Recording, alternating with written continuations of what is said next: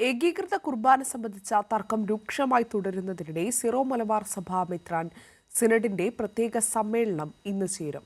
വൈകിട്ട് 5 മുതൽ 7 വരെ ഓൺലൈനായാണ് യോഗം ചേരുന്നത്. സിനഡ് തീരുമാനം എന്ന പേരിൽ സിനഡിന് മുൻപേ സർക്കുലർ പുറത്തിറക്കിയത് വിവാദമായിരുന്നു. സർക്കുലർ അംഗീകരിക്കില്ലെന്ന നിലപാടിലാണ് എതിർവിഭാഗം. എറണാകുളം അങ്കമാലി അതിരൂപതയിലെ കുർബാന തർക്കം മാത്രമാണ് 2 മണിക്കൂർ നീളുന്ന സിനഡ് സമ്മേളനത്തിന്റെ ഏക അജണ്ട. സിനഡ് തീരുമാനം എന്ന പേരിൽ സിനഡിന് മുൻപേ സർക്കുലർ പുറത്തിറങ്ങിയത് വിവാദമായിരുന്നു. ജൂലൈ 3-നകം ഏകീകൃത കുർബാന അർപ്പിക്കാത്ത വൈദികരെ സഭയ്ക്ക് പുറത്താക്കുമെന്നായിരുന്നു സർക്കുലർ. ഞായറാഴ്ച എല്ലാ പള്ളികളിലും സർക്കുലർ വായിക്കണമെന്നും major archbishop Raphael Thattil നിർദ്ദേശിച്ചിരുന്നു. സർക്കുലറിനെതിരെ എതിർവിഭാഗം നിലപാട് ശക്തമാക്കിയതിനിടെയാണ് സിനഡ് സമ്മേളനം ചേരുന്നത്. സർക്കുലർ തികഞ്ഞ അവജ്ഞയോടെ തള്ളിക്കളയുന്നുവെന്നാണ് എതിർവിഭാഗത്തിൻ്റെ നിലപാട്. എതിർപ്പ് ശക്തമാണെങ്കിലും സർക്കുലറിന് വിരുദ്ധമായ ഒരു തീരുമാനവും ഇന്നത്തെ സിനഡിൽ ഉണ്ടാവാനിടയില്ല.